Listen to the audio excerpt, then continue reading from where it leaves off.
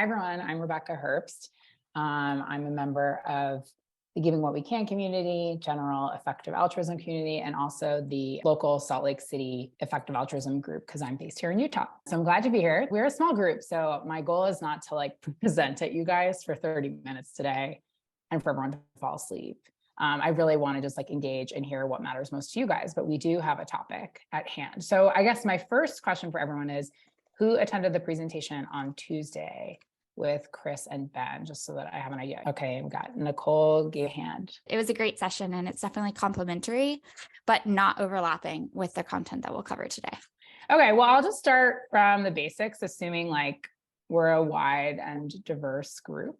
And I'm going to go ahead and share my screen. Okay, great. Hi, this is me. So I am what is called this elusive early retiree of the financial independence retire early movement, or the FIRE movement. And so I am 35 now, mid-30s, and I retired 3 years ago, and I spent most of my professional career working in for-profit America at some pretty big companies. You may notice some of these labels here. And so I mostly worked in commercial real estate as a cities researcher and economist of sorts. And I would describe that as a pretty high-powered, high-profile, for-profit corporate America job. And since then, when I left the traditional working world, I now run a nonprofit called Yield and Spread. And I have made a huge pivot in life, and I'll tell you more about that. And I'm more focused on teaching financial literacy and the principles of personal finance for good in my day-to-day life now. Okay, so I think of effective altruism. I'm going to just assume that most of us here understand the basic tenets of effective altruism as philanthropy on steroids. It's super optimized, it's highly researched, it's very well thought out. And when we think about personal finance, I think about financial independence as the same thing. It's personal finance on steroids. It's doing everything the best you can possibly do in the most optimized way, in the most effective ways possible. And so I think there's a lot of synergies between the two movements. Okay, so what is financial independence at its core? So when we think about I don't know, when you're on LinkedIn or when you're meeting someone for the first time and you're what do you do for a living, right? That's maybe a question that you first ask at a party. You probably automatically come to some conclusions, whether you want to or not, with our inherent biases about whether that person is probably someone you want to connect with, someone who's successful, someone who's thoughtful. And so on paper, I think for much of my life, I was working hard. I lived in mega cities like Boston and Singapore, and had this really in-depth resume with all these super high profile clients. I had super high salaries. Again, I super believe in transparency and giving information to people. So I put my salaries out there to all of you guys to see. But I think what no one wants to talk about, or I think with COVID, we talk about this a little bit more now, but some of the pain points of what traditional success looks like. So I worked really hard. I commuted to work all the time, which sucked time out of my day. It took a lot of time and energy to have good habits like meditation and working out and finding space for that. I don't have kids yet, so I can't even imagine a world in which I did have kids and creating space for all these things. I showed up to work every day, and while I loved real estate and the built environment and urban planning, I didn't really love my colleagues and how they operated and how they were paid and how they were structured. I felt very disconnected from the people around me. Maybe some of you guys feel that way too, when you're embedded in the EA community and you feel pretty connected to those people, but then you show up for work and you're just not on the same page as them. And I just spent a lot less time, money, and energy on the things that were more my values and my goals. So I discovered financial independence and retired at 32 years old. And retired we'll talk about that a little bit more, I put that in quotes because I do a lot of stuff now, but my life looks a little bit less like professional Rebecca on the previous screen and more spending time in the outdoors, working on passion projects I love. Maybe I do Rover once in a while to watch dogs because I don't have my own dogs and I just think it's fun to hang out with others. And I do a lot of volunteering, not necessarily always on EA related causes, but in ways that I love. So I spend a lot of time with people with disabilities and in the outdoors. And it's just a very personal, fulfilling thing. So my life looks a lot different now. But let's talk about what financial independence is. So I'm going to disconnect the concept of financial independence and retire early for a second. I'm just going to talk about FI. So what is this concept? And the concept is you have enough passive income from your assets to cover your expenses, right? And so passive income could be like dividends that you're making off of your stocks. It could be you own a rental property and you're earning income from that property. It could be you've made a loan to a small business and you're earning interest off that loan. Passive income comes in a lot of shapes and forms, but what it means is you're not like actively working every hour like you might do in your everyday job to make that money. And so when you have that passive income, you are deemed traditionally in the US, this is kind of the rule of thumb, but not the only rule, is that you have 25 times your annual expenses invested. So let's translate this. So let's say you spend 40 grand a year. That means 40,000 times 25 is $1 million. You need $1 million invested and working for you to leave your job. So instead of thinking of the traditional mindset of I'm going to work until I'm 65 and then I'm going to retire and leave the workforce and maybe work on passion projects then, instead it's actually understanding the math behind knowing exactly how much money you need to live and sustain your lifestyle. So obviously the less money you spend, the less money you need invested to cover your expenses over time.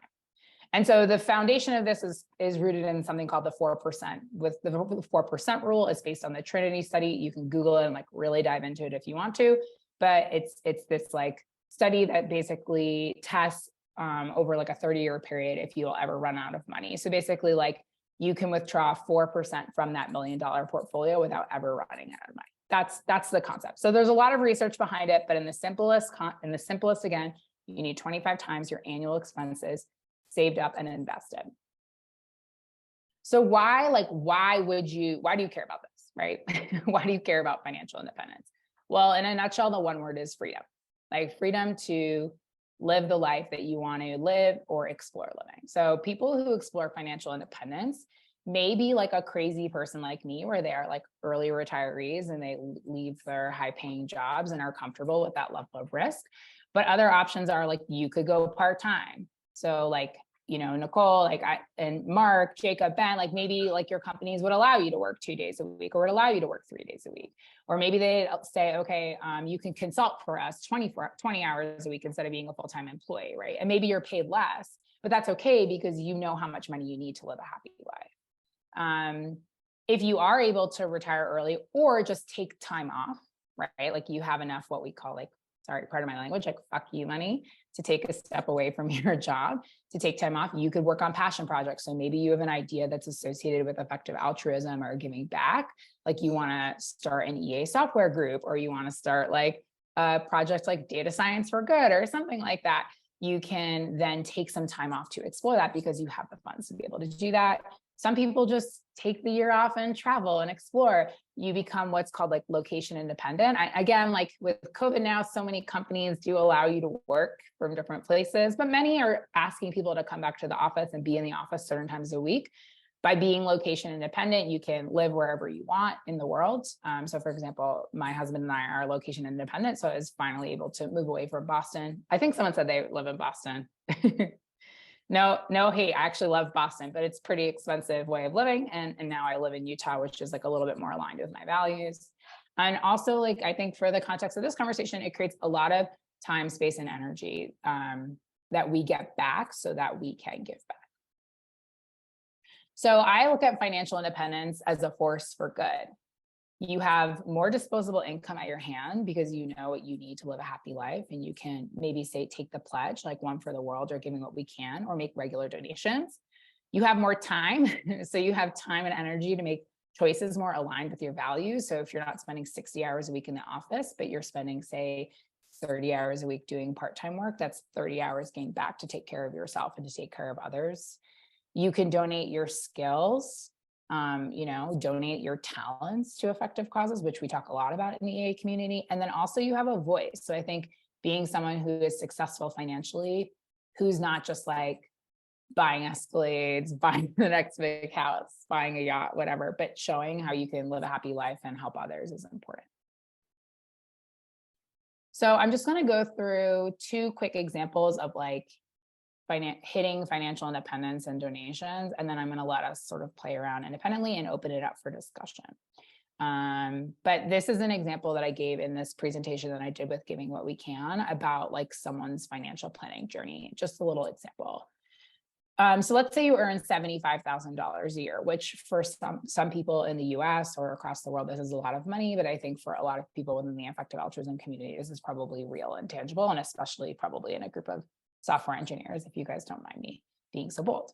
And so let's say you spend $35,000 a year. To some people, this might be luxurious. To some people, this might be like, oh no, this is not enough money, but it's just an example. And let's say you've taken a pledge, right? You're going to donate $5,000 a year or 6.7% of your income. Effectively, you're saving $35,000 a year. Based on the 4% rule, it would take you 16 years to hit financial independence. So if you are, say, coming out of college and earning 75 grand a year and spending 35,000 and donating 5, you would, and let's say you're 21 years old, by the time you're 37, you could retire early. So I think for most people, this is pretty surprising because they're like, whoa, like I was expecting to work till maybe I was like 65, maybe 55, but now we're talking about retiring in our 30s, which is a pretty exciting idea. And not to mention that you also are donating, right, regularly along the way. So what does that look like over time? You've successfully built in regular donations into your budget, and over the course of 50 years, you will donate $250,000. I think this is the equivalent of like maybe 50 lives saved, according to the Life You Can Save calculator for anti-malarial bed nets. You get the benefit of retiring early in 16 years. And at the end of your life or your old age, you can also donate your nest egg, right? So you are living off this nest egg, right? Like you need that $1 million to live off your nest egg. But at some point when you're older, you won't. And that money's been growing and growing and growing on its own. And so you can donate that nest egg. Say that might be valued at like $2.5 million in your old age. Yes, that is like the power of compounding growth. That's like how fast your money can grow as if you leave it invested and growing over time. And so you have this option to donate now and to make a difference, and to donate later and to make a difference. So I'm a big advocate for this model, making regular donations now, and then also deploying this invest to give model and donating your nest egg in your old age once you don't need it as much anymore. So I created this calculator that we can kind of explore these concepts together as a group. But before, and I can click on the link and put it in the chat. But before we head into like kind of some exploration time, does anyone have any questions? Nicole. Oh, you're on mute. Yes. My Zoom is moving around. It like has a mind of its own. So it might be me moving it. So sorry. No worries. So the question that I was going to ask, and I am putting you on the spot, so feel free to just answer this, based on your experience. One thing that I am thinking about is like, we understand that like having savings that you draw down, this is the classic FIRE approach. You could call this like top-down FIRE. There's another way to kind of reduce the amount of money that you need at any given time. And this is by having a source of income. So this is like you mentioned before, maybe like part-time consulting, dog walking, like other things that like you do to earn money that are not, like is not a full-time job. So maybe it's active, like those 2 strategies that I mentioned. Maybe it's passive, like you have a course. Of course, you donate the proceeds from your course, but like if you had a course that you were that this was remunerative. So it was adding to your like, I guess like your savings essentially, or like the money that you are using for groceries and other expenses each month. So I guess I'm curious, like, is this like a part of the way that other people think about FIRE? Because it's definitely like built into my models of, my financial goals. Totally. Yeah. So I think FIRE has come a really long way in terms of like subcultures and categories. So I think 10 years ago, you would have had this would have been the model, right? Like spend the least amount of money as possible, make as much as money as possible, and exit the traditional workforce as early as possible. Let's call that, like, if we're talking about level 1 through 10, let's call that like level 10 extreme, right? Now there's all these movements which you may have heard of, which is like something like Coast FI or Slow FI, which help you kind of build a lifestyle that you can lean into without just like killing yourself to get to financial independence and then exiting the workforce. So Coast FI is an example of, so you have this FI number, right, which is 25 times your annual expense, right? And then theoretically, once you have that, let's say it's our FI number is $1 million, that money is growing 7% year over year based on the average total US stock market, how much that's grown over history, right? That's just like a rule of thumb we have. So what a lot of people do is instead of working all the way to that number and exiting their workforce, they reach something called Coast FI, which means that their money that they have now, maybe it's not $1 million, but and I'm just making it up, $750,000 now. But if they were to scale back and say earn 20 grand a year and not draw down as much as on that money, that $750,000 would grow to $1 million by the time they're 65. So Coast FI means that if you left that pot of money alone, that money would grow 7% year over year and reach Coast FI by the time you're 65, when you are meant to sort of like traditionally retire, and you can get Social Security and things like that. And Medicare and things like that. So Coast FI is like a really beautiful concept that I think gets you into that category of like, fuck you money. Again, I keep using that F word, but I hope that's okay. And then Slow FI is like a branch off of Coast FI. So maybe you're not quite at Coast FI, but you know that you could get to Coast FI if you earned an extra $5,000 a year in active income. So to use your words, Nicole, like you have these forms of passive income, but you can also form active income. You can also use active income. So like one of the examples that I always use is when Joe and I were like planning to leave our jobs. That's my husband. And we weren't sure how much we would end up spending on a house because we weren't sure where we lived. And we were looking at places like Ogden, Utah. And we were also looking at places like Lake Tahoe in California, which is like way more expensive. And so we knew that like, if we lived here, we'd probably be FI already.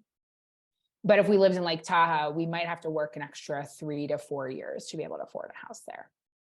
And so what we found is instead of thinking like, oh, I need to work another 3 to 4 years earning 6 figures, actually, all I need to do is earn an extra $6,000 per year until I'm 65 so that I'm not drawing down on that nest egg.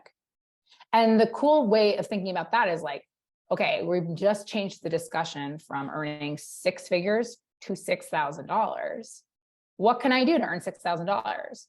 Could I have a course? Could I knit like cat sweaters? Like once you bring the money down significantly, you really open up the world to like making money, right? Like maybe I work at a coffee shop like one or 2 days a week because that sounds fun.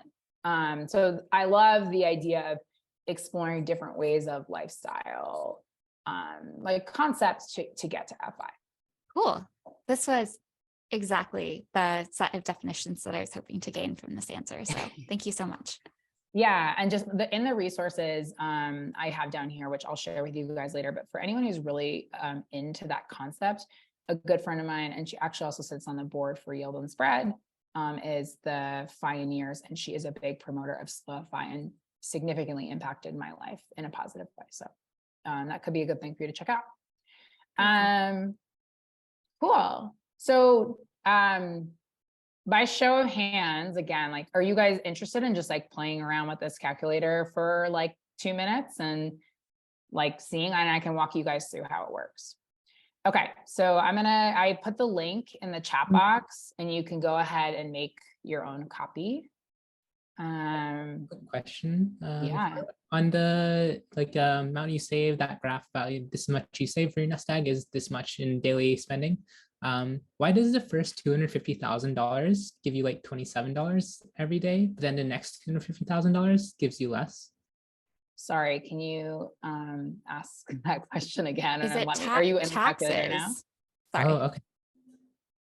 That makes sense.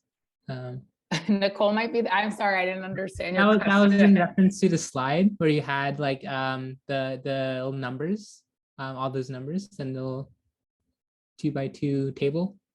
Oh, this one? Yeah. Yeah. Yeah. So there's a couple of factors that go into this, which is like it's based on inflation, the rate at which the market grows. So which you are referring to this per day. Yeah. So basically, like, I believe, I don't know with this campfire, but I believe it's rooted in the fact that the market, like it's rooted in these numbers here, which is that the rate at which the market grows is 7 or 8%, then taking into account inflation, which is 2 or 3%, that the safe withdrawal rate is based on 4%. So it's like a compounding model. It's exponential over time. I think I'm answering your question. Okay, is it taxes then? Is that also part of it? So these numbers all assume after tax models already. Okay, cool. Yeah, because and then the question about taxes too is like where your money is in your investment portfolio. Again, if any of you guys attended the presentation on Tuesday, like, you can invest your money in a regular brokerage account. You can invest your money in a pre-tax 401k. You can invest your money in a Roth IRA. And so how those accounts are taxed impacts how much money you'll have at the end of the day. And so obviously this is like an extremely simplified model. And how there's very specific strategies that people in the financial independence retire early movement take using different tax accounts to ensure that they are taxed appropriately and not unnecessarily. And actually in my course at yieldandspread.org, which is like 6+ hours of content of self-paced course, we talk about like all these accounts, where your money is invested, how you'd be taxed, basically all the stuff that we're not talking about today. But if you want to like learn how to invest and go down the FIRE path, this is the right course for you. And yeah, all profits go to charity. Cool. Well, let's jump into the calculator quickly. I'll just give everyone like a couple minutes to play around. If you don't know any of this type of information about your portfolio already, I think one, rest assured that's okay. Two, let's sort of use this as a catalyst for like, if you don't know this information, it's a very good idea for you to go down the path and the journey to figure out this information. One, because it's good for you, and two, because it's good for society for you to be able to take care of yourself so that you can give back. So if you guys have seen the traditional FI calculator, everything, I can zoom in a little bit if it's hard to see. Everything on the left-hand side is like what you will have seen in the traditional FI calculator space. And then everything on the right-hand side kind of incorporates some concepts of giving. And so what this calculator does is it's going to help you calculate your FI age and then see the impact to your number and your timeline if you were to say take a donation. So everything in yellow you'd input your age, you'd put in your annual income after taxes. So if you don't like totally know what it is after taxes, just take your salary now and take off 25 to 28% of it. That's the easiest way to go about it for right now, just to explore. Your annual expenses, if you don't know what these are, this is a very good time to say to yourself, I should know what I'm spending each year, but just go ahead and input some information. So if you are making like 80K a year and you are realizing you are not really growing in wealth at all, you are probably spending somewhere around that same amount. If you realize you're saving a ton, just throw in a couple numbers to play around. Your current portfolio value would be based on your investments. So like, don't input say the house that you live in, but if you have like a regular brokerage account, an IRA, a 401k, an HSA, like any money in your like a savings account that's an emergency fund, you would put in that current portfolio value. You can leave these numbers as is. This is the safe withdrawal rate. This means you'll make you need 25 times your annual expenses. And so then out will pop all the other numbers.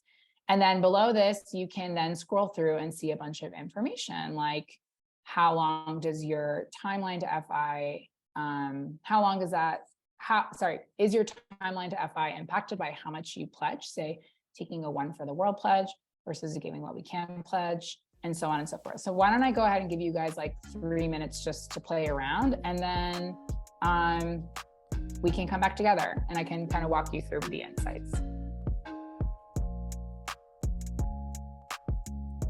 Is it okay to ask questions now, or should we Totally. wait? Yeah, that's fine.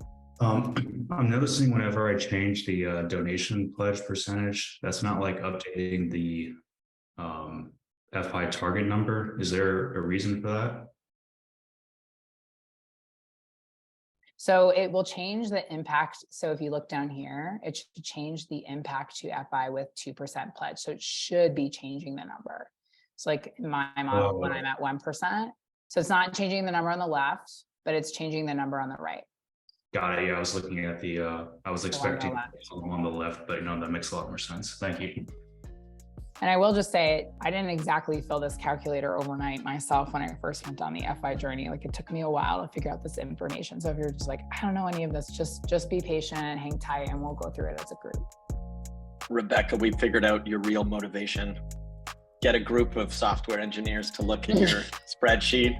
Genius. I'm actually and you're not even paying them. I'm actually quite nervous, to be honest, you know?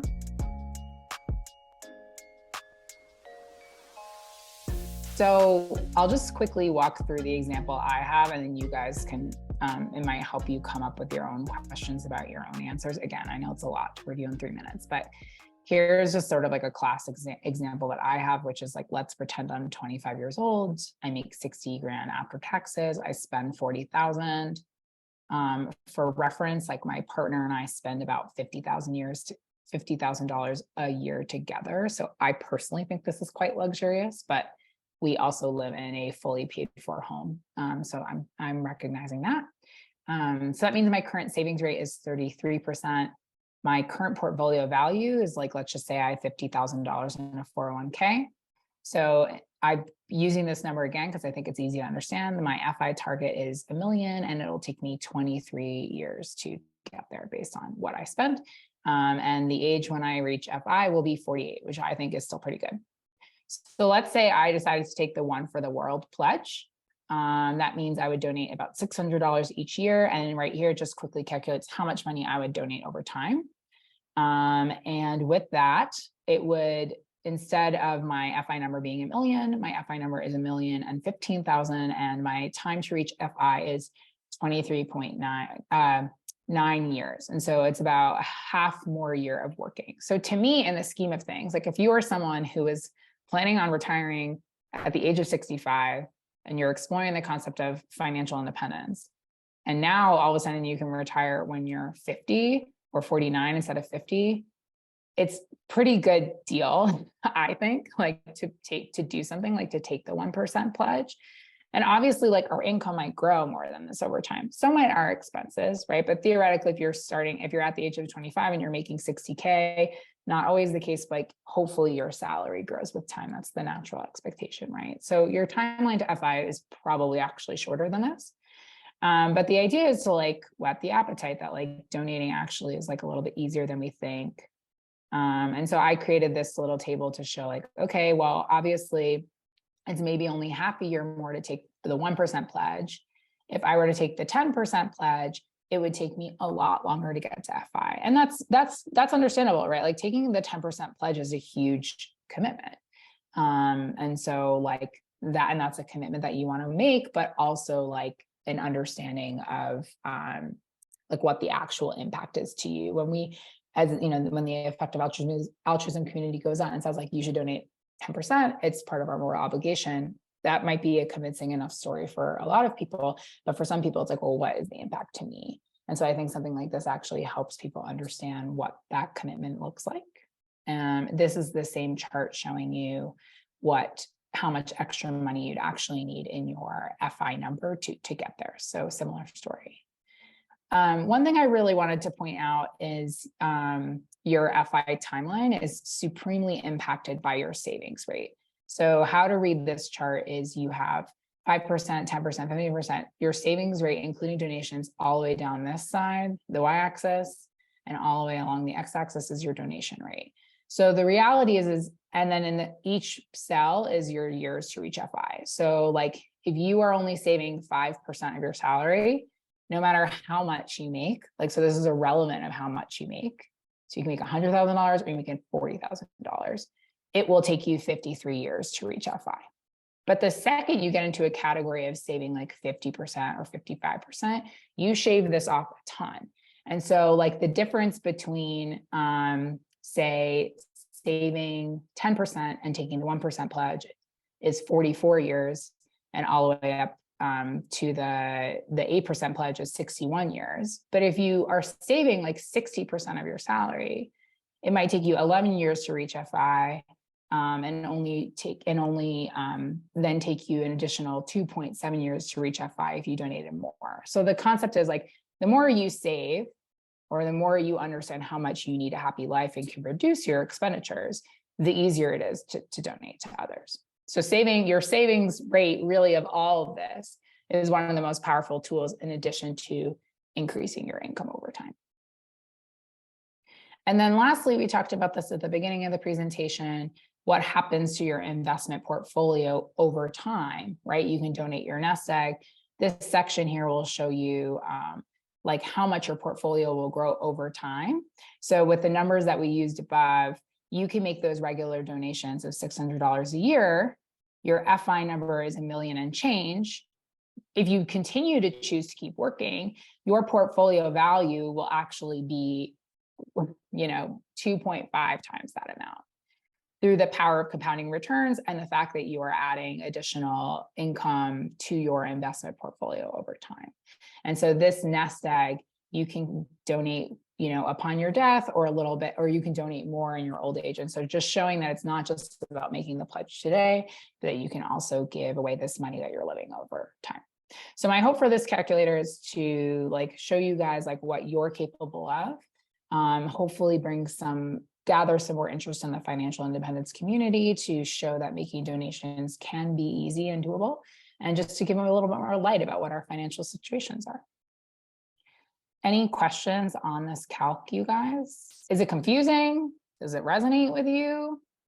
I was going to say, before we get into the questions portion of this event, we have a EA software engineers tradition, which is we unmute and clap for the presenter at the end of the presentation to show our appreciation. So we're going to do that now. Please unmute and clap if you're in a place where you can do so. All right. Yeah, thank you so much, Rebecca. This was a really wonderful talk. I think it's great to chat with somebody who this is their lived experience. And you covered a lot of ground, different ways to approach thinking about this topic. So yeah, much appreciated. Cool. Thank you. Yeah. So my time's MST. At 10:50 I have to jump, but I do want to leave these last 8 minutes for discussion. And any thoughts? One question I had was, so all this definitely makes sense. Do you have any tips for optimizing certain savings, whether that be 401k or savings account or any of that? Yeah, so I do talk a lot about this in the Learn to Invest course. I should probably mention at the bottom that the course is normally $75, which is pretty cost effective. The course is probably valued somewhere more at $500 to $600, but I gave a discount code for everyone if you're interested to get $15 off. But so we talk about this stuff a lot in the course, but the skinny is, generally speaking, I promote having a savings account, so money where you have cash be your emergency fund. So anywhere between 3 and 6 months of your expenses in what we call a high yield savings account, a savings account with high interest rates. And so anywhere from 3 to 6 months based on your risk profile. And then anything after that, if you do have disposable income, if you've met that emergency fund barrier, anything after that, you should start investing, because that is where you really earn money. So if you're putting money in a checking account, that's probably earning you 0% interest. if you're putting your money in a high yield savings account, that's hopefully earning you 4% interest. If it's not earning you that, you should be moving to a high yield savings account bank instead of, say, a Wells Fargo. A classic example right now is CIT Bank. They're offering 4.05% right now. And then after that, you'd be putting money into hopefully tax advantaged accounts. Maybe your employer offers you a 401k. You can also invest in an individual retirement account. And these accounts are tax advantaged, which means that there's different ways and shapes and forms that go about it, but it's lowering the amount of taxes that you owe the government because you're putting money away towards your retirement, which is great because you should be building your wealth so that you can ultimately leave the workforce. Because even if you don't want to be an early retiree, you may probably want to stop working by the time you're, say, 80, because growing old is not an option. So I recommend, again, I think I'm answering your question, at least 3 to 6 months of an emergency fund in a high yield savings account. If you're in the market for making a big purchase in cash, like let's say you have a wedding coming up, or you are looking to buy a home and need a down payment, you can also leave some of those funds in a high yield savings account, but the rest you should be putting towards investment accounts so that your money can grow. Thank you. I noticed that the average, so it's basing the like your life expectancy on the current average. I'm curious if there are like any good projections as far as like how that might change over the years. Yeah. And that'll be higher by the time, on that age. Yeah. And I've gotten feedback from that when I post on the EA forum. I would just say, go ahead, change the number, like play around, see how it impacts your portfolio. Basically, if you increase the number and assuming you live that long, your investment portfolio is just going to continue to grow, assuming you're not drawing down on it too much. So like right now, the Trinity study was rooted in a 30-year time span. So some people think that like if you're retiring when you're 30 and theoretically if you're living to 90, that you might want to save up a little bit more than 25 times. You might want to save up like 26 times or 27 times. I think it's really just based on your risk profile. They've updated the study, the 4% rule study, quite a bit, and have shown that like actually you could maybe withdraw more than 4% even. So I think the jury's kind of out. It's really just like it's really a guidepost for you. And so I think people tend to choose like between the withdrawing 4% and withdrawing 3. And that translates to 25 times your annual expenses or 33 times your annual expenses from like a timeline perspective. So it's really just based on your risk profile. My sort of thought process is if I need to earn money, I will figure out a way. I will Airbnb a room out of my house. I will shovel snow in people's driveways. I will get another job again. Like if, I have the skills and the talent to be able to go back to work if I need to. Maybe I won't be earning 6 figures again, but I know I can earn money again to cover my expenses. So I'm kind of okay with the 25X rule. That makes sense. Thank you. Mark? I just wanted to say that, like, yeah, it's so great to see I've been in the like FI kind of sphere online for a long time and the EA sphere. And then it's nice to see them kind of come together because I have always wondered how they can interact well, just because there's the saving aspect and then there's the donating aspect. And it's really nice to see how you've brought the two together. So I definitely have like 5,000 questions for you, but I will like dive into your content for now. Yeah. And I would say like, if any of this resonates with you guys, or you think there's like an opportunity to collaborate, like head to my website, dive into the content. There's free tools there. There's a blog, there's stuff, like check it out. And you can always contact me directly at, I put my email here at yieldandspread@gmail.com, or you can contact me through my website. And I'd love to chat more about this stuff. So yeah, in terms of like connection that I love, like, we like Yield and Spread also does like corporate private events. So like, we'll get together and just talk about really like the finance aspects. So like I've worked with a bunch of companies just doing like learn to invest, build wealth stuff. Mentioning us in your company's Slack is awesome. So like there's this learn to invest course. It's all profits go to charity. That's been super helpful. Any introductions? If you are into FI and you are donating, I'd love to share your story with people. It will really resonate with the FIRE community. And so lots of opportunities to collaborate. So you guys can email me or check out my website. Awesome. All right. Well, let's wrap it up here. Thank you, Bye. Rebecca. Have a Bye. nice day.